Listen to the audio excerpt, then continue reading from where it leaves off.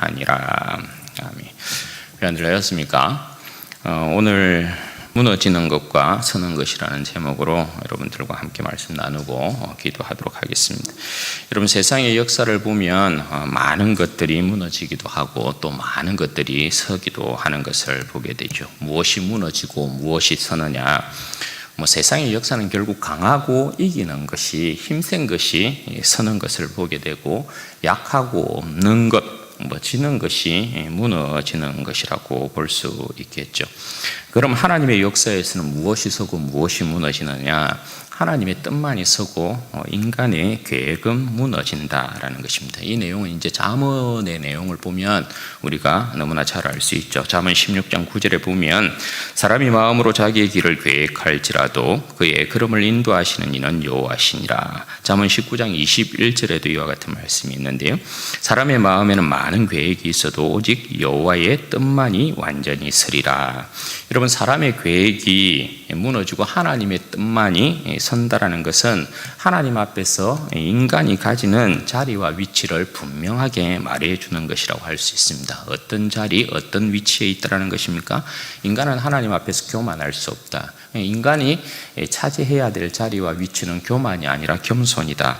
자기의 힘이 아닌 여호와의 능력이다. 자신에 대한 의지가 아닌 하나님에 대한 신뢰다라는 것을 분명히 말해주고 있는 것입니다.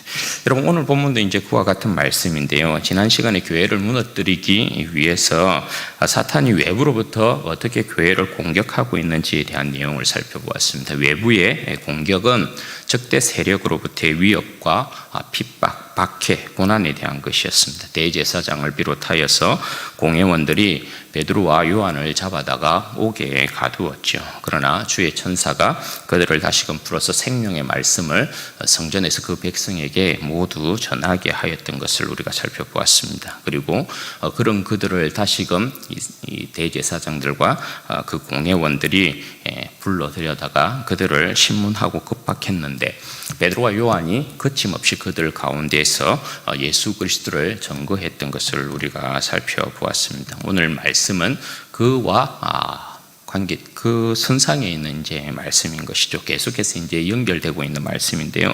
33절 말씀에 보면 그러한 이제 사도들의 모습을 보고 대제사장들과 그 공회원들이 굉장히 화가 났습니다. 그래서 그들을 죽이고자 하고 있는 것이죠. 그때 이제 34절 말씀에 보면 바리새인 중에 아주 존경을 받는 율법학자가 있었습니다. 그 사람이 가말리엘이라는 사람입니다. 우리가 잘 알다시피 사도 바울이 바로 이 가말리엘의 밑에서부터 율법을 배웠던 것이죠. 이 가말리엘이 사도들을 잠깐 밖에 나가게 하고 그 공회원들에게 이제 한마디 하는 것입니다. 35절에서부터 39절까지의 내용이 그 내용인데요. 요약하면 이제 이런 것입니다. 너희들이 이 사도들에 대하여서, 예수 그리스도의 이 제자들에 대하여서 어떻게 대할 건지에 대한 부분에 있어서 너희들 신중해야 한다. 너희들이 알다시피 이전에 드다라는 사람이 일어나고 유다라는 사람이 일어나서 자기들이 자칭 메시아라고 이렇게 해서 사람들이 우르르 그들에게 몰려들었지만 그들이 죽고 난 다음에 어떻게 됐느냐? 사람들이 다 뿔뿔이 흩어졌지 않느냐? 사람의 어떤 소행, 사람의 어떤 사상이면 그것이 다 쓸모없게 된다. 거기에 대한 내용을 이야기하고 있는 것입니다. 그런데 오늘 너희들이 신문하고 있는 이 사도들, 예수 그리스도의 제자들, 이들이 전하는 사상과 이들의 소행이 사람으로부터 났으면 이들도 반드시 무너질 것이다. 그런데 만약에 이들의 사상과 소행이 하나님께로부터 왔으면 어떡할 것이냐? 하나님께로부터 왔으면 이들의 사상과 소행을 절대 무너뜨릴 수 없다. 오히려 너희들은 하나님의 대적이 될 것이다. 거기에 대한 부분을 말씀을 했던 것이죠. 여러분, 가말리엘의 말이 100번이고 1000번이고 옳은 말씀이라고 할 수 있죠. 그리고 이 말씀은 굉장히 중요한 내용이라고 할 수 있습니다. 여러분, 사람의 일은 다 무너집니다. 사람으로부터 난 사상이나 소행은 다 다 무너집니다. 이루어지고 성공하는 것 같지만 다 무너진다는 것입니다. 그와 반면에 하나님의 뜻은 반드시 이루어진다. 하나님의 뜻은 반드시 서게 된다. 무너지고 실패하는 것 같지만, 좀 늦어지는 것 같지만 하나님의 뜻은 반드시 이루어진다. 그것을 말씀하고 있는 것입니다. 그런데 지금 대제사장이나 이 관원들이 보이고 있는 행동의 심각성, 행동의 이 심각성과 위험이 여러분 뭡니까? 사도들을 통해서 이루시는 일은 분명히 하나님께서 행하고 있는 일이잖아요. 하나님께서 그 아들을 통한 하나님의 온전한 역사를, 구원 역사를 이루심인데, 분명히 사도들을 통한 이 일은 하나님께로부터 왔음에도 불구하고 이 대제사장들과 관원들이 이것을 지금 모르고 있다는 것입니다. 모르고 이 사도들을 대적하고 있으니까 이건 분명히 하나님의 일을 방해하는 소행이라고 할 수 있는 것이죠. 그것뿐만 아니라 이것은 하나님을 방해할 뿐만 아니라, 하나님을 방해한다는 결국 뭡니까? 하나님의 대적자들로서 그들이 지금 서 있다라는 것을 이야기하고 있는 거죠. 그러니까 이 대제사장들과 간원들의 이 소행이, 이 지금의 모습이 굉장히 심각한, 자기들의 삶에 있어서, 자기들의 인생에 있어서, 생에 있어서 굉장히 심각한 지금 상황 가운데 그들을 버려두고 있는, 그들 스스로가 그 일을 자처하고 있는 그러한 이제 상황이라고 할 수 있는 것이죠. 여러분, 하나님을 대적하고 이길 세력이 있습니까? 하나님을 대적하고 이길 세력이 아무도 없습니다. 하나님을 대적하는 것은 그 스스로가 멸망을 자초하는 일이라고 할 수 있지 않겠습니까? 하나님께서 이스라엘 백성의 편에 서서 이스라엘 백성을 위하여 싸우실 때, 우리가 구약의 역사를 보면 그 어떤 이방의 강한 세력도 이스라엘 백성을 삼키지 못했다라는 것을 우리가 보게 되죠. 반대로 이스라엘 백성이 하나님을 대적으로 돌려 세웠을 때는 어떻습니까? 이스라엘이 하나님의 말씀을 따르지 아니하고 율법을 지키지 아니하고 이방 신들을 그들이 섬기고 이방의 목소리를 청정하고 하나님의 대적이 되었을 때 하나님께서 이스라엘 백성을 철저히 징계하는 것을 우리가 보게 되죠. 그러니까 하나님을 대적하고 살아남을 세력이 아무도 없다라는 것을 이야기하고 있는 것입니다. 여러분, 이렇게 이제 가말리엘이 대제사장을 비롯하여서 공회원들에게 그렇게 이야기를 하니까 공회원들이 그 말을 옳게 여겼습니다. 그러면 여러분, 옳게 여겼으면 어떻게 해야 됩니까? 사도들을 그냥 고이 보내줘야 되잖아요. 너희들의 소행이 하나님께로부터 난 것인지 사람으로부터 난 것인지 지켜보겠다 하고 그냥 고이 보내주면 됩니다. 그러면 사람의 사상과 소행이면 이들이 또 어떻게 되고 다 흩어지겠죠. 뿔뿔이 흩어지겠죠. 그걸 그냥 지켜보면 되는데 40절에 보면 여러분 어떻게 되어 있습니까? 이들이 사도들을 다시금 불러다가 채찍질하는 것입니다. 채찍질하고 예수의 이름으로 말하는 것을 그마라 이렇게 협박하고 그들을 놓아줍니다. 그러니까 완전히 뒤끝 장렬이라고 할 수 있는 것이죠. 그러니까 이 모습은 사실 이 대제사장들과 간원들이 이미 하나님의 대적으로 돌아섰다라는 것을 말하고 있는 것입니다. 왜냐하면 사도들을 지금 채찍질하고 있잖아요. 그리고 예수의 이름으로 말하는 것을 금하고 있습니다. 이것은 곧 예수님을 매질하는 것과 같고 예수님을 부인하고 있는 행동이라고 할 수 있는 것이죠. 여러분, 주님께서 다메섹 도상에서 이제 사도 바울을 만날 때에도 주님께서 사울을 불러서 어떻게 이야기합니까? 사울아, 사울아, 네가 어찌하여 나를 핍박하느냐, 그렇게 말씀하시잖아요. 그런데 여러분, 사도 바울이 주님을 만나기 전까지 직접적으로 예수님을 핍박한 적이 없잖아요. 그럼에도 불구하고 왜 주님께서 바울을 향하여서 네가 왜 나를 핍박하느냐 그렇게 말씀을 하신 것입니까? 그건 다른 이유가 아니죠. 주님을 믿고 따르는 제자들을 사도 바울이 잡아서 옥에 가두기도 하고 그들을 때리기도 하고 죽이기도 했기 때문에 그런 것입니다. 따라서 대제사장들과 공회원들은 이미 하나님을 대적하고 있는 대적자로서 그들이 서고 있다는 것을 여기에서 이제 보여주고 있는 것입니다. 그렇게 여러분, 사도들이 채찍에 맞고 풀려나는데요. 채찍에 맞아 이제 사도들의 반응이 더 놀라운 것입니다. 41절 42절 말씀 보십시오. 사도들은 그 이름을 위하여 능욕받는 일에 합당한 자로 여기심을 기뻐하면서 공회 앞을 떠나니라. 그들이 날마다 성전에 있든지 집에 있든지 예수는 그리스도라고 가르치기와 전도하기를 그치지 아니하리라. 여기에 이제 놀라운 반응인 것이죠. 사도들은 그리스도를 위해서 능욕받는 일을 기뻐했다. 그렇게 이야기를 하고 있습니다. 곧 이 말은 뭡니까? 사도들은 그리스도의 고난에 동참하는 것을 기뻐했다라는 것이죠. 왜요?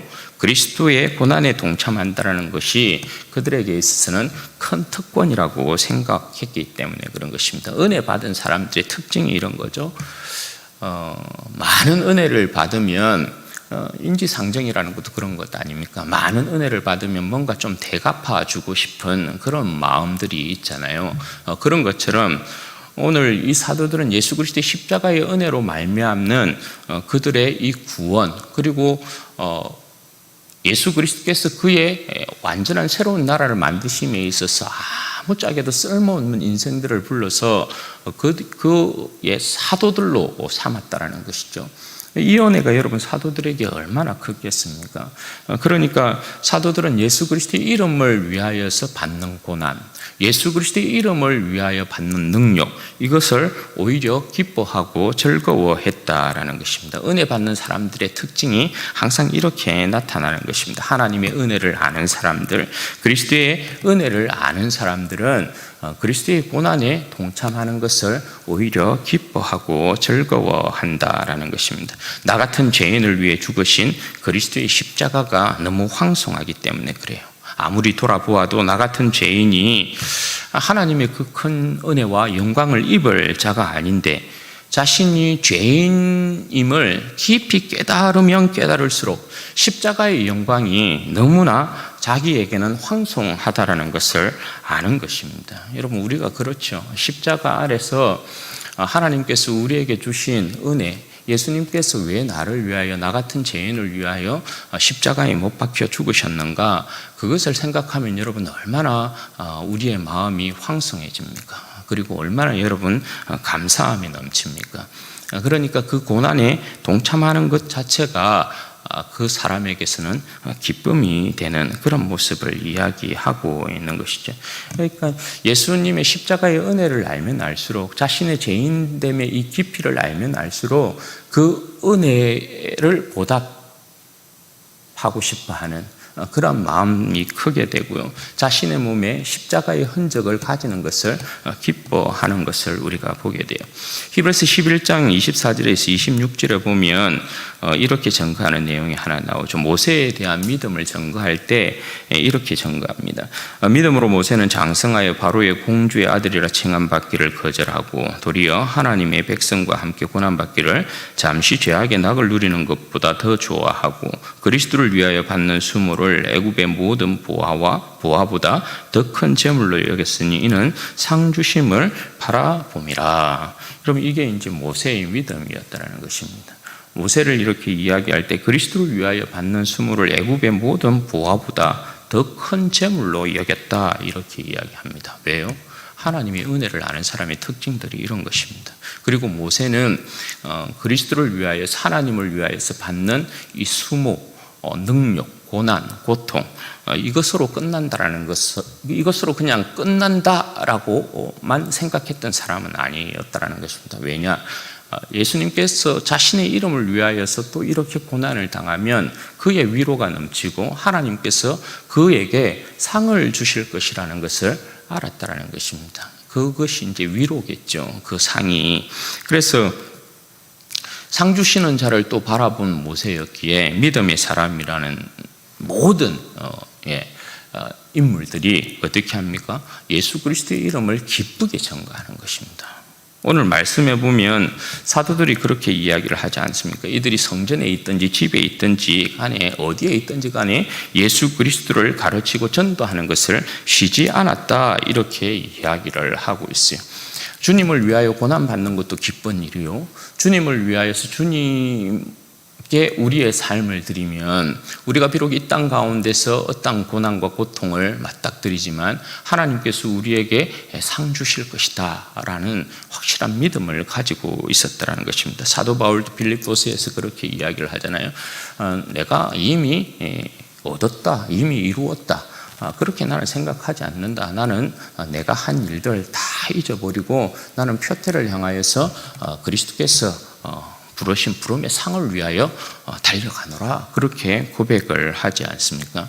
믿음의 사람이란 그런 사람들이죠. 그리스도를 위하여서 고난을 당하지만 이 고난이 끝이 아니고 반드시 하나님께서 우리에게 또 상 주실 것이다, 위로하실 것이다, 그것을 바라보는 사람이라고 할 수 있는 것이죠. 사랑하는 여러분, 하나님의 뜻만 서는 것입니다. 우리의 인생은 하나님의 뜻 안에 있습니다. 에베소서 1장 4절에서 5절 말씀에 보면 사도 바울이 이렇게 이야기합니다. 곧 창세전에 그리스도 안에서 우리를 택하사 우리로 사랑 안에서 그 앞에 거룩하고 흠이 없게 하시려고 그 기쁘신 뜻대로 우리를 예정하사 그리스도로 말미암아 자기의 아들들이 되게 하셨으니. 여러분, 하나님께서 우리를 자기 아들 삼으심에 대한 이 계획을 이야기할 때 창세전에 그리스도 예수 안에서 우리를 선택하셨다, 이렇게 이야기합니다. 그리고 그 선택이 무엇을 목적으로 하느냐, 우리를 어떻게 해요? 그 앞에서 거룩하고 흠이 없도록 세우시려고 하셨다, 그렇게 이야기합니다. 우리가 뭐라고? 하나님께서 우리를 선택하심이 그리스도 예수 안에서 우리를 창세전에 선택하셔서 자신의 아들을 삼았다라는 거예요. 그래서 여러분, 우리가 지금 이 자리에 하나님의 자녀로 있는 것입니다. 하나님의 뜻만 있습니다. 내 인생 가운데 여러분, 우리가 우리의 인생을 살아갈 때 우리가 하나님의 자녀로 하나님 앞에 설 것이라는 것을 누가 여러분 계획했습니까? 아무도 그런 계획을 가지고 있었던 사람이 없어요. 그죠? 그런데 하나님께서 창세전에 그리스도 예수 안에서 우리를 택하셔서 어느 시점, 어느 때에 우리를 불러서 하나님의 자녀 삼고 우리를 하나님 앞에서 거룩하고 흠없는 그의 백성으로 세우고 있는 것을 보게 돼요. 그런 여러분, 우리의 인생 가운데 역사하시고 우리의 인생 가운데 계획을 가지시고 뜻을 가지고 계신 하나님 앞에서의 우리의 인생이 무너질 수 있겠어요? 절대 그런 일 없다라는 것이. 우리의 인생 가운데 하나님의 뜻이 계시면, 우리의 인생을 향한 하나님의 계획이 있으면 우리의 인생은 하나님의 뜻과 계획 안에 반드시 서게 된다. 그걸 이야기하고 있는 것이죠. 왜냐? 우리의 인생, 우리 스스로의 어떤 계획이 아니기 때문에 그렇습니다. 우리의 연약하고 나약하고 지혜 없는 모습으로 말미암는 우리의 인생이 서는 것이 아니고 하나님의 영원한 뜻과 하나님의 영원한 계획과 완전한 지혜 가운데 서는 우리의 인생이기 때문에 그렇다는 것입니다. 그래서 우리의 인생을 그 어떤 것도 무너뜨릴 수 없는 겁니다. 우리의 인생은 예수 그리스도 안에 있기 때문에 완전한 것이다 할 수 있는 것이죠. 주님께서 예수 그리스도 안에서 우리를 그 앞에서 거룩하고 흠이 없도록 우리를 부르시고 우리의 인생을 그렇게 세우십니다. 그러니까 그 어떤 인생도, 그 어떤 세력도 우리를 그리스도의 사랑에서 끊을 수 없다라는 것입니다. 그러므로 여러분, 계속해서 우리는 우리의 인생을 두고 어떻게 기도해야 되겠습니까? 우리의 인생을 통하여서 주님께서 기도를 가르쳐 주실 때 그 기도, 놓치지 말아야 될 기도가 우리를 통하여서 아버지의 이름이 거룩히 여김을 받으시는, 그리고 아버지의 뜻이 이루어지고 아버지의 나라가 임하는 그 역사에 대한 부분을 계속해서 기도해야 되죠. 내 인생 가운데 주님의 뜻만이 계속해서 이루어지게 하십시오. 내 인생 가운데 이루어지는 주님의 뜻이라는 것이 여러분 뭐겠습니까? 여러분, 나를 통하여서 하나님께서 영광 받으시는 것이죠. 나를 통하여서 주님의 뜻이 나타나는 것이죠. 나를 통하여서 아버지의 나라가 이루어지는 것이라고 할 수 있겠죠. 아버지께서 창세전에 예수 그리스도 안에서 나를 택하지 않았습니까? 아버지의 뜻만이 내 인생 가운데 서는 것 아닙니까? 내가 아무리 내 인생을 계획하고 내 인생에 어떤 무수한 계획을 세워서 이렇게 행하고 저렇게 해보지만 인생의 뜻과 계획은 이루어지지 않는다라는 거예요.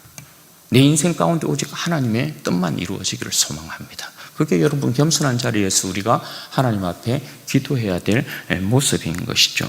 그리고 여러분 혹 그 일들 가운데 그죠? 우리의 인생 가운데 고난의 문제가 찾아온다면, 고통의 문제가 찾아온다면, 시련의 문제가 찾아온다면 그것을 우리는 영광으로 알아야 된다는 것이죠. 쓸모없는 인생을 그리스도께서 다시금 살리셨고 그리스도의 고난에 동참시킴으로써 우리의 인생을 더욱더 값지게 하셨기 때문에 그런 것입니다. 그러니까 그리스도인이 받는 그리스도의 이름 때문에 내가 주를 위하여 살아가는 내 인생 가운데 다가오는 고난은 전부 뭡니까? 하늘의 훈장이라고 할 수 있는 것입니다. 그리스도를 증거하는 그 일에 있어서 이 고난으로 여러분 마치지 않습니다. 반드시 부름의 상이 있다는 걸 여러분 기억해야 합니다. 우리는 이 땅 가운데 그리스도의 이름으로 고난 당할 수 있지만 이 고난으로 끝나는 것이 아니라 하나님께서 우리에게 주시는 그리스도 예수 안에서의 풍성한 위로와 상이 있다는 사실, 여러분 이것을 꼭 기억하시고 바라기는 우리 성도들의 모든 삶 가운데 하나님의 뜻만이 온전히 이루어지기를 소망하고, 또 어떠한 고난과 시련의 문제가 찾아온다 하더라도 그리스도의 고난에 동참하는 것인 줄 알고 그것이 하늘의 훈장인 줄도 알고 그 훈장이 하늘로부터 우리에게 큰 위로와 상을 내릴 것이라는 그 소망 가운데 넉넉히 이겨내시기를 주님의 이름으로 축원드립니다. 같이 기도하겠습니다. 여러분 이 시간에 우리가 기도할 때에 그렇게 기도하십시다.